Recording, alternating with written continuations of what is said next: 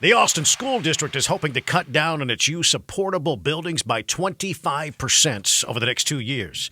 This could mean getting rid of 155 of their overall 622 portables.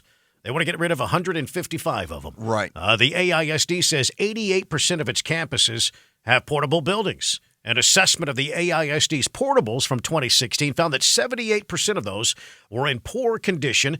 None were rated as being in good condition. And so they're looking to get rid of 155 portable buildings. Sounds like a great opportunity to house some homeless people.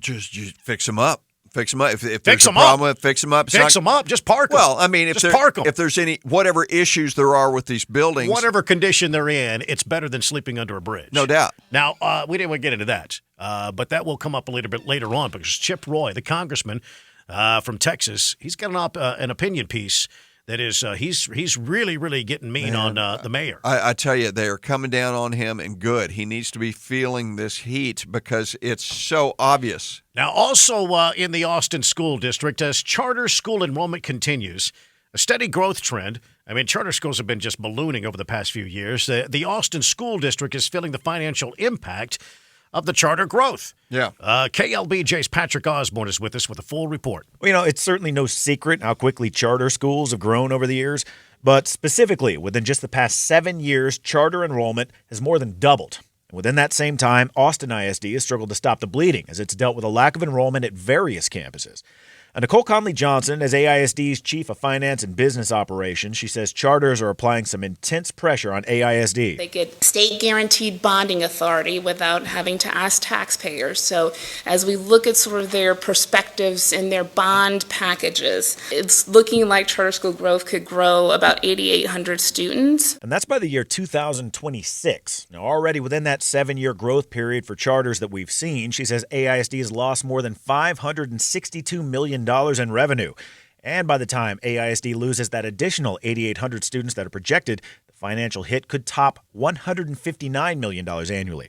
And she says if some of these charters play their cards right with their specific bond offerings, they could be the largest school district in the state of Texas, right? 7th in the nation. So these are the kind of aggressive plans that are being proposed. And charters have already accounted for the loss of about 15,000 students in the Austin School District.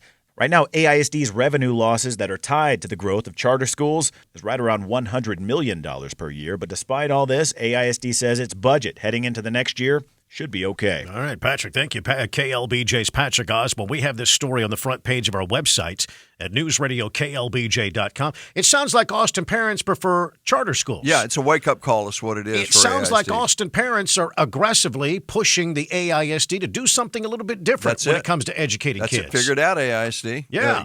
Get your game together, man. Rise to the occasion. Now, some people listening may not know what a charter school is.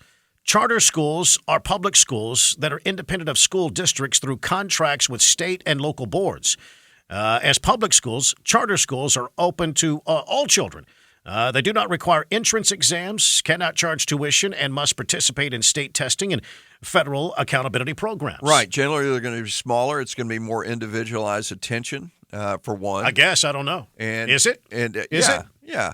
But I don't know. Do you have experience with charter schools? I have no idea what the difference is between public schools and charter schools. I mean, I know technically, by definition, the difference, but what is different in the classroom?